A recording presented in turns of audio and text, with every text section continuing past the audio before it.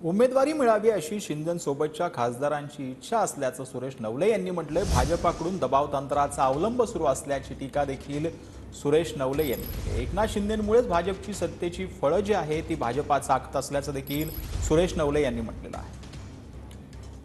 भाजपवरतीच आरोप केलाय, काय भावना आहेत आजच्या, नेमकं काय काय वाटते? एकनाथ शिंदे साहेबांच्या सोबत जे खासदार आले त्यांची अपेक्षा आहे की आपल्याला तिकीट मिळालं पाहिजे, आपण उमेदवार झालो पाहिजे आणि शिंदे साहेबांची तीच इच्छा आहे। पण भारतीय जनता पार्टी दबाव तंत्राचा अवलंब करून संबंधित अमुक एक व्यक्ती आहे, तो उमेदवारीस पात्र नाही, त्यांचे रिपोर्ट निगेटिव्ह आहेत, आम्ही सर्वे केलेले आहेत, IBचे रिपोर्ट हे निगेटिव्ह आहेत। सत्ता स्थापन करताना महत्त्वाचा घटक तुमचा होता आणि त्याचा फायदा भाजपला सुद्धा झाल्याचं पाहायला मिळतंय, मात्र आता दूर लोटते काय ही सत्तेची फळं जी चाकता येऊ लागलेली आहे ते फक्त एकनाथ शिंदे साहेब आणि त्यांच्यासोबत आलेले आमदार, त्यांच्यासोबत आलेले खासदार यांच्यामुळे।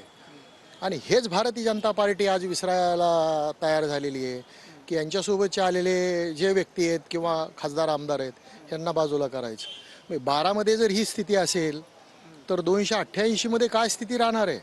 तुम्ही विश्वासानं सगळं करा ना, परंतु हे असे मॅन्युप्युलेट केलेले रिपोर्ट्स समोर ठेवणं आणि अमुकाची उमेदवारी नको।